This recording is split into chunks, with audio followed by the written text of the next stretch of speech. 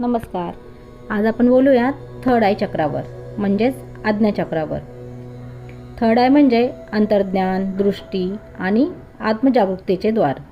या भौतिक जगात आपण डोळ्यांनी जे पाहतो ते फक्त बाह्य सत्य असते, पण जेव्हा आपण डोळे बंद करून हे सत्य पाहू लागतो तेव्हा समजून घ्या, थर्ड आय चक्र जागृत होऊ लागले आहे.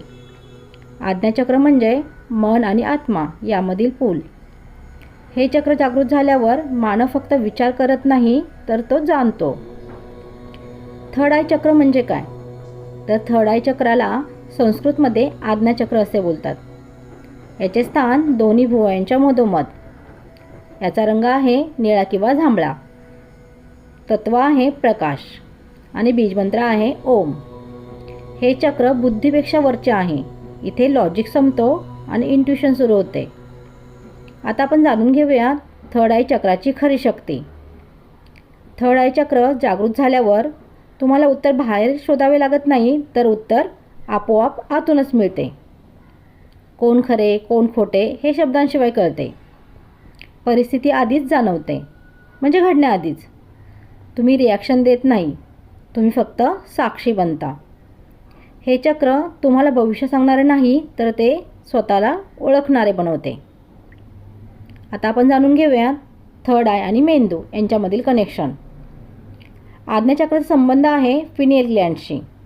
ही ग्लँड मेलॅटोनिन तयार करते, झोप, स्वप्न, ध्यान नियंत्रित करते आणि अंतर्ज्ञान वाढवते. ध्यानात जे निळा, पांढरा, जांभळा प्रकाश दिसतो तेव्हा ही ग्लँड ॲक्टिवेट होत असते, म्हणजेच स्पिरिच्युअल अनुभव. म्हणजेच काय? तर मेंदूतील सूक्ष्म जागृती. थर्ड आय जागृत होण्याची लक्षणे. आता बघा, सर्वांना एकसारखेच अनुभव येत नाहीत. प्रत्येकाचे अनुभव वेगवेगळे असू शकतात.